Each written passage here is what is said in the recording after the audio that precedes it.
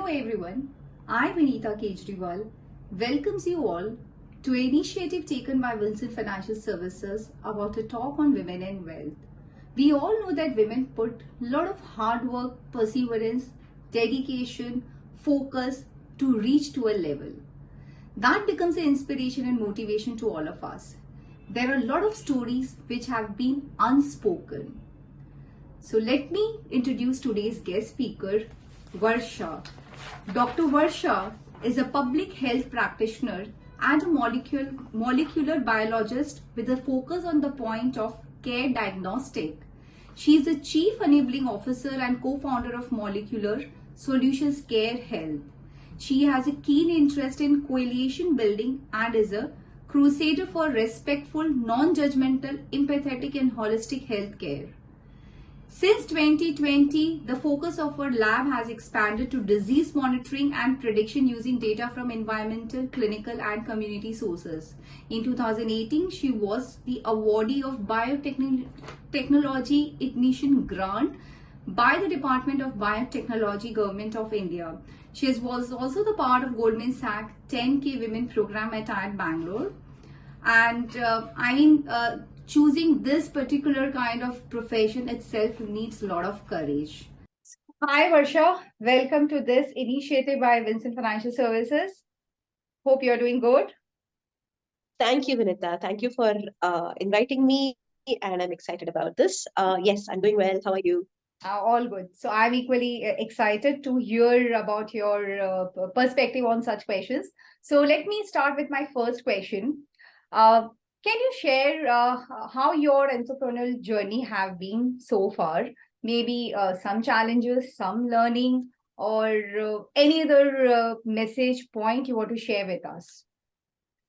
Sure. I got into entrepreneurship by accident. It was not something that I had planned out. I think it started off with a desire to provide a service that wasn't there before, and in the healthcare sector. So it started off as a desire and less as a business. And I think because my mental mindset, there were a lot of obstacles in thinking of myself as a businesswoman. I made a lot of mistakes because I had not yet changed the way I thought about my services as a business. So it took me about 3 years to actually kind of figure out what I wanted to do, and the need for doing it as a business and not as a non-profit. So that was a little bit of a change. I think the mistakes, there have been unexpected and amazing successes, as well as obviously things that I wish I could have done better. One of the things that I wish I had done better was not spend a lot of money on capital sort of assets. I took a loan in my very first 2-3 months on purchasing a lot of equipment, which I think, looking back, I probably would not have done that. I should have probably rented it out or something like that, or used my networks to be able to get access to those same instruments. But I took a loan, found it very hard to repay that loan, obviously, and took a while to kind of get out of that unnecessary and unexpected stress of having to kind of repay that loan. I think the second mistake that I probably made was not getting into a business by looking at it from a sort of looking forward, sort of not anticipating some of the expenses that I would have. While I was able to kind of plan, saying these are the projects I'm going to do in the next coming year, I was not able to say, okay, you know what, I'm actually going to be needing expenses on things like taxes or things like CA fees, all of which I kind of forgot about. So then at the end of the year, and this happened after we started making a profit. So before that, when I was making a loss, this hardly mattered because obviously there was not as many complicated finances to think about. But once we started posting profits, then most of my profits went off in taxes. Yeah, I hadn't thought about it at all. I had not planned for it. And so this was a mistake that I wish I had, this was information that I wish I had known beforehand. So those were the 2 learnings. So I cannot imagine sometime accidents can be, such a way where you land up in such kind of, profession, which is actually a little unconventional and untraditional, because you will not find a lot of women into this space actually. So I mean, that's itself needs a lot of courage, to get into it. So mistakes keep on happening. So and you get learning from those mistakes only. So my second question, you answered to I think most of them in your this itself, but still if you want to mention some points. So my second question would have been, so what you did to ensure that your finances have been taken care, so apart not only from being into not your business finance, I mean maybe your personal finance as well. So what you did actually, or what you want to do which you are yet to do, so maybe in a way that, yeah.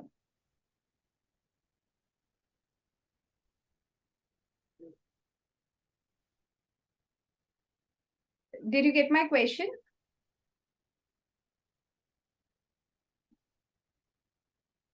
There is some internet issue.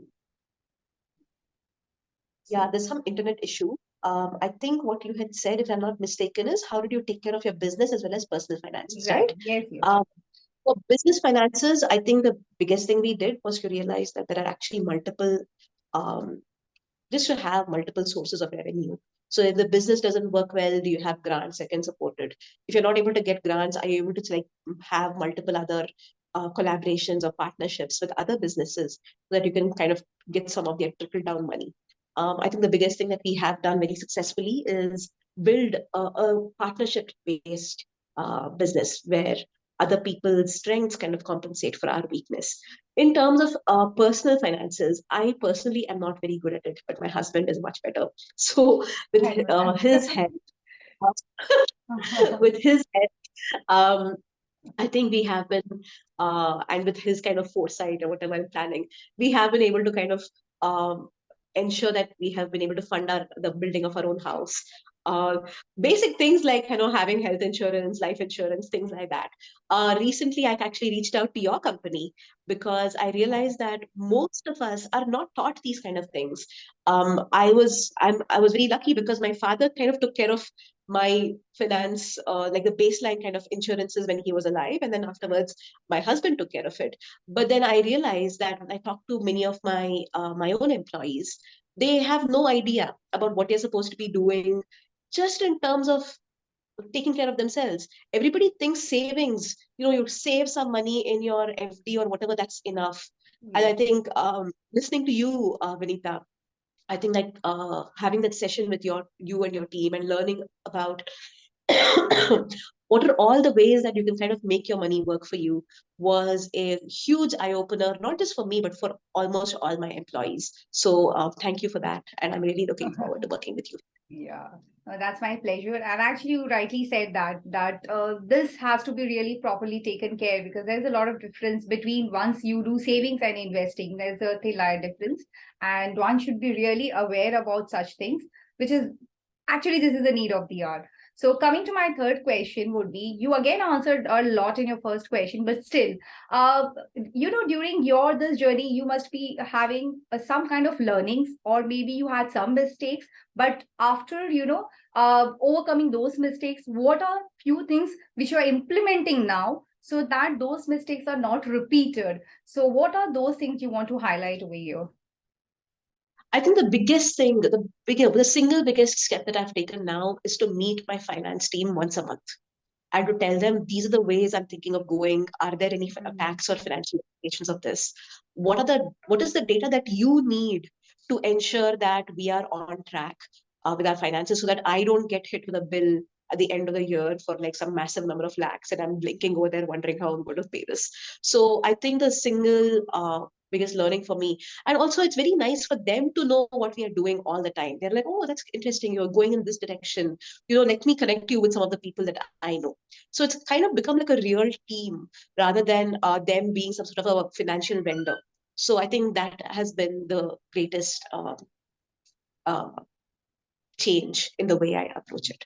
Amazing. So you have that coordination with your team when you sit, you want to have that same belief system which you are thinking to be, flow into your particular system, and your philosophy should correlate and, connect with your team. That's really good, because team is Yes. the pillar of every business, and you should be on the same page. So that's amazing. So my last question to you would be, what message strongly you want to give to women as a community? Because this whole the whole idea and the objective of doing this session is, if we can bring a small change, or if we can bring if we can inspire women as a community. So just Right. one or two message.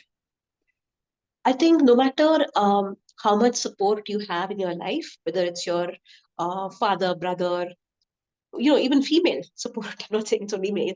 Typically in India, it tends to be men who take care of the finances. And typically in India, it tends to be men who are expected to kind of provide for someone else. So they start thinking about finances much earlier. And I think for me, the biggest learning has been, no, I need to teach my daughter. How does she start saving, right? How does she start not just saving, but like, how does she think about how to make her money work for her? Right. Right from she's 10 now, and I really hope that this sticks in her mind that she should be responsible for her financial independence and not expect her father or me or her brother to take care of her, because that is typically what happens in all our families. That definitely for me, my dad took care of me, and then my husband took care of me, and I definitely don't want my daughter to be like that. So that would be the single biggest message, I think. Well, that's amazing. I mean, you believe in that gender equality, because it's most of the time we think that it's, if it comes to finance, it's the men only in our sphere who are taking care of. And second, which you Yes. highlighted really very much, which is like giving financial literacy to children at a very early stage. Because if they know about this at the initial age, they can actually understand and have create that mindset once they grow. Yes. So that's Yes. amazing message which you gave. So with this, I would close this session, and thank you so much, Varsha, for giving such a brief insight about all the questions which I asked you. Thank you so much. Thank you, Vinita. It was my pleasure. Thank you Yeah, for so much for calling thank you so this. much.